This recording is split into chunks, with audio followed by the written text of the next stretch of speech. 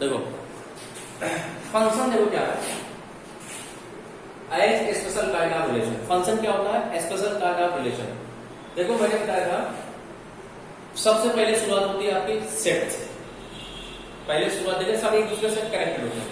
सबसे पहले आपका सेट होता है, फिर सेट से बना आपका कार्टेशियन प्रोडक्ट, कार्टेशियन प्रोडक्ट से बना आपका रिलेशन, अब रिलेशन से क्या बना? फंक्शन। मतलब फंक्शन क्या है? एक तरह से रिलेशन ही है, ये भी संबंध ही बताता है, बट ये क्या है? स्पेशल काइंड ऑफ रिलेशन है। क्या है? Special kind of relation. Function क्या होता था? कोई जरूरी नहीं सेट ए के सारे एलिमेंट सेट बी के साथ कनेक्ट हो, अंडरस्टैंड? सेट ए के सारे एलिमेंट सेट बी के साथ कनेक्ट हो, लेकिन ध्यान समझिएगा इसकी डिफिनेशन क्या है। पहले मैं डिफिनेशन बताता हूं। दिया है a relation F from set A to set B. A relation F from set A to set B. Relation मतलब जैसे R such that A to B लिखते थे ना, तो ऐसे यहां रिलेशन लेके क्या लिख दिया? फंक्शन है। रिलेशन मतलब relation is the special type of function. A function is the set A to set B, इस तरह डिनोट करते हैं। Set A to set B is called function. अब ध्यान समझिएगा, यही से लाइन आपको ध्यान से समझिए। If every element of set A, मतलब सेट ए के प्रत्येक element, if every element of set A has one and only one image in set B. केवल कितने इमेज होने चाहिए सेट बी है? एक इमेज होनी चाहिए। ठीक है, कितनी इमेज चाहिए? एक इमेज होनी चाहिए। One and only one image. अब ध्यान समझिएगा, कहीं कहीं देखो ये definition only one image in set B, केवल एक इमेज होनी चाहिए। ठीक है, अब कहीं कहीं जो है ये डेफिनेशन देखो, अभी कुछ क्वेश्चन आएंगे आपके एक्सरसाइज 2.2 में, तो डेफिनेशन कहीं कहीं जो है, अब बस आप इतना ध्यान दे दीजिएगा कि क्या कहना है। जो सेट ए होगा, क्या होगा? सेट ए का कोई भी एलिमेंट छूटना नहीं चाहिए। बस इतना ध्यान दीजिए। फंक्शन में क्या होता है कि सेट ए का कोई एलिमेंट नहीं छूटता है, डोमेन का कोई एलिमेंट नहीं छूटता है। अगर एक भी एलिमेंट छूटा तो फंक्शन नहीं होगा, अंडरस्टैंड? तो मैं ध्यान समझिएगा, मैं 4 एग्जाम्पल लिख रहा हूं। चारों एग्जाम्पल्स आपको समझ आएगा कौन सा रिलेशन है, कौन सा फंक्शन है। देखिए मैं 2 सेट लिख रहा हूं। एक सेट आपका लिख रहा हूं, सेट ए लिख रहा हूं 1 2 3 1 2 3, और एक सेट बी लिख रहा हूं 4 5 6। ठीक है, लिख रहा हूं मैं 4 रिलेशन लिख रहा हूं। R1 such that A tend to B. 4 relation लिख रहा हूं, समझिएगा। पहला R1 रिलेशन है, ऑर्डर्ड पेयर इस तरह है, ध्यान समझिएगा। ऑर्डर्ड पेयर इस तरह है कि y की वैल्यू किससे बड़ी है? x से। y की वैल्यू किससे बड़ी है? x से। फॉर ऑल, ये किसका साइन होता है?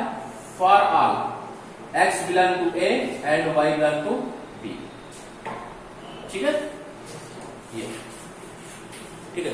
पहला ऑर्डर पेयर इस तरह है, x y है कि y किससे बड़ा है? x से। For all x belong to a and y belong to b। अब पहले से समझो, अगर इसमें हम रोस्टर फॉर्म लिखें तो इसकी वैल्यू क्या है? कुछ ऐसे बताओ, कितने ऑर्डर पेयर बनेंगे? y की वैल्यू x से बड़ी होगी, y की वैल्यू x से बड़ी होगी, कितने ऑर्डर पेयर है? 9 ऑर्डर पेयर, मतलब इसमें बनेगा क्या आएगा आपका? 4 1 4 2 4 3, ऐसे बनेगा। अरे भाई ऐसे करते ना 1 4। अरे जितने भी ऑर्डर पेयर है सारे ऑर्डर पेयर जो है ये रूल फॉलो करेगा। Any problem? मतलब 1 का 4 साथ बनेगा, फिर किसके साथ बनेगा? 1 का 1 का किसके साथ बनेगा? 5 के साथ बनेगा, फिर 1 का किसके साथ बनेगा? 6 के साथ बनेगा, सो ऑन। ऐसे आपका 3 का किसके साथ बनेगा? लास्ट में 3 का 6 के साथ बनेगा। तो आप समझिए। तो देखो सब में जो है आपका सेकंड एलिमेंट किससे बड़ा है? फर्स्ट एलिमेंट है ना। इसका मतलब इसमें 9 ऑर्डर पेयर बनेंगे। दूसरा मैं रिलेशन लिख रहा हूं, R2, समझिएगा। दूसरा मैं रिलेशन लिख रहा हूं A tend to B। R2 relation इस तरह है, ध्यान समझिए भैया। XY ऑर्डर पेयर आपका इस तरह है कि y बराबर है आपका x प्लस 3। ये किसका साइन है? फॉर ऑल का साइन। किसका साइन है? For all. For R X belong to A and Y belong to B, X belong to A Y belong to B, इसी में चांस हमारा है। अब बताओ भैया इसमें कितने ऑर्डर पेयर बनेंगे? अगर एक्स पावर 1 लेंगे वाई बराबर 4 आएगी, पहला बनेगा 1 का क्या बनेगा 4, फिर एक्स बराबर 2 लेंगे 1 का क्या बनेगा 2 का 5, और एक्स बराबर 3 लेंगे तो 3 का क्या बनेगा 6। Any problem? बस यही तरह बनेगा है। तीसरा देखो, तीसरा ऑर्डर पेयर ले रहे हैं, तीसरा ए टेन टू बी इस तरह ले रहे हैं order pair R3, order pair X Y इस तरह है सो दैट y वैल्यू इसके बराबर, y वैल्यू है x plus 4b, x plus 4b for R x belong to a and y belong to b। ध्यान समझिए भैया, अब इसमें क्या क्या बनेगा? जब x वैल्यू 1 लेंगे पहला क्या बनेगा 1 कामा 5, पहला 1 कामा 5 बनेगा, फिर 2 कामा 6 बनेगा, बस इसके अलावा नहीं बनेगा। फिर इसके बाद एक और ले रहे हैं R4, ध्यान समझिए so that A tend to be R4। अरे सर तो जाओ ऑर्डर पेयर एक्स वाई इस तरह है, ध्यान समझिएगा, ऑर्डर पेयर इस तरह है कि x की वैल्यू ग्रेटर देन y है for all x belong to A and y belong to B। कोई एलिमेंट होगा भाई, ऐसा कोई ऑर्डर पेयर बनेगा पहला एलिमेंट दूसरे एलिमेंट के बड़ा होगा? बनेगा ही नहीं। इसका मतलब इसमें क्या है 5 आएगा, ध्यान समझिएगा। अब आपको इसमें समझना है कौन सा रिलेशन फॉलो कर रहा है, कौन सा फंक्शन फॉलो कर रहा है, ध्यान समझिएगा। सबसे पहले आप फंक्शन डिफाइन करें, करा कि रिलेशन यह from set A to set B star function if every element of A, every element of A has unique element in set B. मतलब सेट ए का प्रत्येक एलिमेंट पास यूनिक एलिमेंट किस मिलना चाहिए। सबसे पहला रिलेशन देखो भाई, 1 कब मिलेगा 2 मिलेगा 3 मिलेगा, तीनों सेट ए का 1 कब मिल रहा है 2 कब मिला और 3 कब मिल रहा है। लेकिन क्या हो रहा है, लेकिन यूनिक नहीं भाई। 1 का 4 मिल रहा है, 1 का 5 भी, 1 का 6, 2 का 4, 2 का 5, 2 का 6, 3 का 4, 3 का 5, 3 का 6। इसलिए ये जो है आपका फंक्शन नहीं, अंडरस्टैंड, ये फंक्शन के रूल को फॉलो नहीं कर। इसके बाद हम दूसरे बात करें, दूसरा देखो एवरी एलिमेंट ऑफ सेट ए, पहले देखो 1 का भी इमेज 4, 2 का इमेज 5, 3 का इमेज 6, 1 2 3 तीनों के में मिला, वो भी अलग अलग मिला, इसलिए फंक्शन है, ये फंक्शन है। Any problem? मतलब प्रत्येक के लिए। और तीसरे देखो 1 का 5 मिला, 2 का 6, लेकिन 3 का नहीं मिला, इसलिए फंक्शन नहीं, ये रिलेशन है। और ये तो ऐसे भी तीसरा देखो एवरी एलिमेंट ऑफ सेट, भाई 1 का इमेज मिल रहा 5, 2 का 3 का मिल रहा, सेट ए का प्रत्येक एलिमेंट का इमेज मिलना चाहिए, वो भी यूनिक, अंडरस्टैंड, समझ गए ना। ये आप देखिए फंक्शन की डेफिनेशन और जान लो, फंक्शन की डेफिनेशन मैं और लिखवा रहा हूं, इसको मैं अपनी तरफ से बना दे रहा हूं, ठीक है, ध्यान समझिएगा। Function is a rule, function is a rule that gives new element out of some element, out of some given element, out of some given element, ठीक है। पहले ध्यान समझिए, आप देखिए दिया function is a rule that gives new element out of some given element. ध्यान समझिएगा, जैसे एक दिया हो f(x) 2x दिया, ध्यान समझिएगा ना, और फंक्शन कहां से आता है f so that a tend to b, ध्यान समझिएगा। ये मतलब डोमेन हो गया, और ये क्या होगा, अभी ये क्या होगा कोडोमेन, इसमें क्या कोडोमेन अभी आएगा सब है। सेट बी के सारे एलिमेंट को कोडोमेन ही बोलते हैं, तो रेंज नहीं रेंज नहीं बोलते, गलत फहमी मत रहना, ठीक है। अभी सब फंक्शन अभी रुक जाओ, फंक्शन में रेंज नहीं बोलते, अभी सिर्फ इतना जानो, अभी बता रहा हूँ सब अभी आएगा, ध्यान दीजिएगा, हम इसको अभी फालतू है तुम लोग पता है। चलो छोड़ो, देखो हमने कहा function is a rule that gives new element out of some given element. मतलब क्या है, फंक्शन एक रूल है जो कि हमको एक नया एलिमेंट देता है अगर हम कुछ एलिमेंट रखें। ध्यान समझिएगा, अगर हम x बराबर 1 रखते हैं तो f ऑफ x की वैल्यू कितनी मिलेगी, f ऑफ 1 की वैल्यू कितने बराबर मिलेगी, 2। अगर x बराबर 2 रखते हैं f ऑफ 2 की वैल्यू कितने बराबर मिलेगी, अंडरस्टैंड। इसका मतलब ये एक तरह का रिलेशन है, ध्यान समझिए। कैसे, क्या रिलेशन है, मतलब x ये रिलेशन है x और किसका, f ऑफ x। भाई कुछ रख रहे हैं, हमको ये एलिमेंट मिला नहीं मिला, और दोनों एक दूसरे के साथ क्या है, कनेक्टेड है ये किसी रिलेशन से। किस रिलेशन से, fx इक्वल टू 2x। तो मतलब ये क्या है आपका, एक तरह से क्या है आपका रिलेशन ही है, ऑर्डर पेयर बन रहा है। मतलब x रख रहे हैं, हमको क्या मिला, f ऑफ x में, अंडरस्टैंड। अब ध्यान समझिएगा, तो आप कहते हैं सर कि एक एलिमेंट का, ध्यान समझिएगा, एक एलिमेंट का दो इमेज नहीं हो सकता, बट ठीक है, एक इमेज का दो एलिमेंट हो सकता है। समझो बात, इमेज मतलब समझते हो, देखो जो जैसे जो वैल्यू आती है, जैसे यहाँ पर की वैल्यू क्या आई, 2 आई, तो इसको बोलते हैं इमेज। क्या बोलते हैं इसको, इमेज बोलते हैं। और ये क्या होता है, इसका ये है आपका प्री इमेज। क्या बोलते हैं इसको, प्री इमेज। मतलब यहाँ पर जो इमेज आई कितने बराबर है, 2 के ना। तो हमने कहा एक इमेज का दो प्री इमेज हो सकते हैं, कितने, 2। लेकिन एक प्री इमेज का दो इमेज नहीं होता। मतलब f ऑफ 1 की वैल्यू सिर्फ कितनी आएगी, सर एक ही आएगी, सेट बी में सिर्फ ओनली 1 एक वैल्यू आएगी। अब देखो मैं एक चीज ले रहा हूं, ध्यान समझिएगा, अभी आपको समझ आ जाएगा। देखो जैसे मैं इसे एक बना दे रहा हूं, जैसे देखो आपका जो है, जैसे इस तरह के रूल फॉलो कर सकता है, इस तरह के रूल फॉलो कर सकता है, ठीक है, इस तरह के रूल फॉलो कर सकता है। लेकिन मतलब ये आपका सेट ए है, ये क्या है आपका सेट बी है। ध्यान समझिएगा, मैं ऐसे ही बता रहा हूं, ये सेट ए है, सेट बी है। मतलब इस तरह से, मतलब इस एलिमेंट का भी एक इमेज होता है, मतलब इस एलिमेंट का भी इमेज यही होगा और इस एलिमेंट का भी इमेज यही होगा ना। लेकिन आपका क्या नहीं होगा, ये इस तरह से नहीं शो करेगा। किस तरह से, जैसे क्या है, जैसे ये है, इसका भी यही होगा और इसका भी यही होगा, ऐसा नहीं हो सकता, अंडरस्टैंड।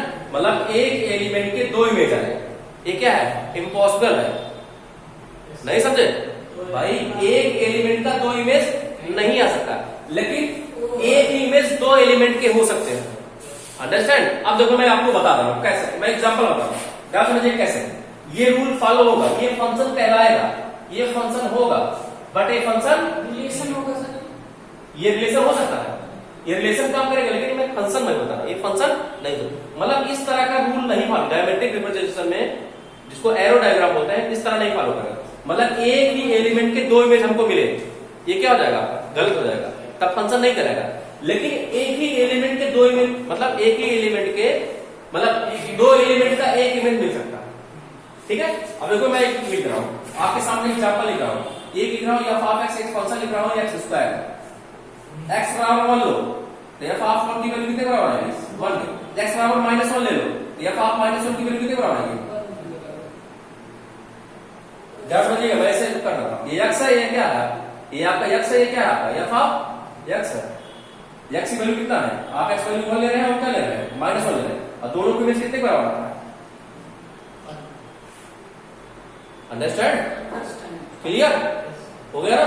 कि मतलब एक एलिमेंट के, मतलब दो एलिमेंट के एक इमेज हो सकती है, ठीक है, दो एलिमेंट के एक इमेज हो सकती है, लेकिन एक का क्या होगा, सिंगल ही होगा, ठीक है। ठीक है, नोट कर लो उसको, जो भी नोट करना चाहो इसमें। तो मतलब इस तरह से रिप्रेजेंटेशन हो सकता है। देखो मैंने जैसे इसको बताया कि मतलब दो अलग अलग एलिमेंट का एक इमेज हो सकता है। मैंने एग्जांपल यहां बताया, एक एलिमेंट 1 लिया, एक एलिमेंट -1 लिया, दोनों का जो इमेज आ रहा है कितने बराबर आ रहा है, 1 के बराबर आ रहा। देखो मैंने फंक्शन क्या लिया था, F of X equal to क्या लिया था, एक्स स्क्वायर लिया था। जब एक्स बराबर 1 पर मैंने चेक किया तो एफ ऑफ 1 की वैल्यू 1 आ गई, लेकिन -1 पर भी चेक किया था, माइनस 1 की वैल्यू कितने बराबर है, 1। मतलब हमारे पास ये एक्स के दो एलिमेंट थे, 1 और -1, लेकिन दोनों के इमेज कितने बराबर है, 1 के बराबर। ठीक है, अंडरस्टैंड? बस यही हमको समझाना है। समझ गए sir. Domain, codomain and range of the function. Domain, codomain and range of the function. Range of the function. Domain, codomain and range of the function. क्या समझिएगा? Let f such that a tend to b, मतलब जो function बन रहा है किस में, a से b में। Let f such that a tend to b, then the set a is known as, then the set a is known as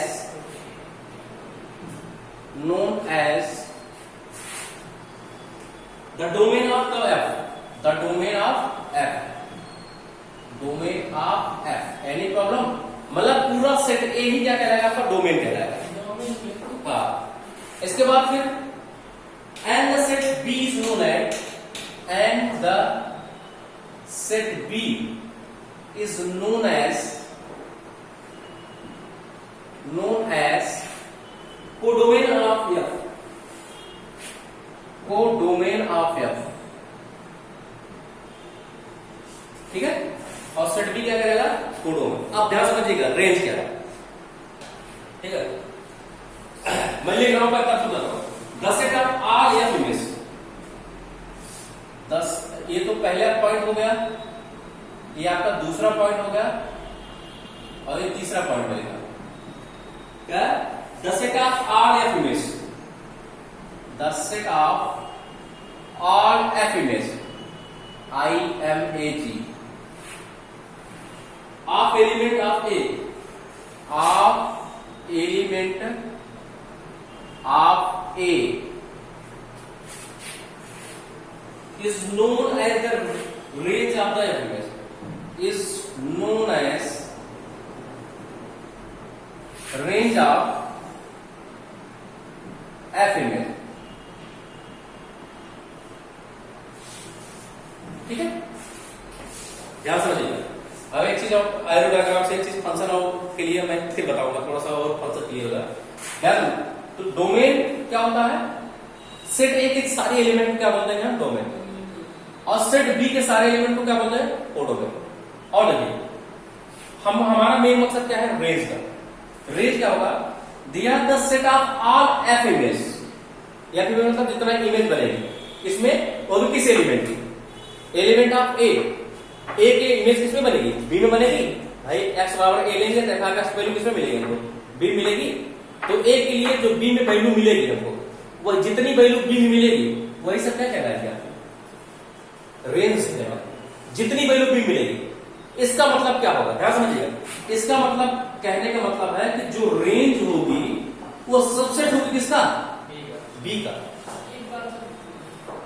ध्यान समझिएगा, जैसे मैं ध्यान समझिएगा, मैं आपको एग्जांपल समझा रहा हूं। जैसे ध्यान समझिएगा, ये है एक फंक्शन बन रहा है, एफ बन रहा है, ए सेट ए है, सेट बी है।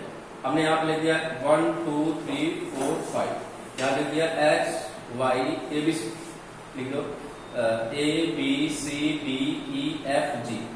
एक का इसके साथ बन रहा है, 2 का बी के साथ बन रहा है, 3 का सी के साथ बन रहा है, 4 का डी के साथ बन रहा है, 5 का ई के साथ। तो सबसे पहले तो एक फंक्शन है, कैसे, सेट ए के सारे एलिमेंट का हमको इमेज चला के इसमें सेट बी, वो भी यूनिक।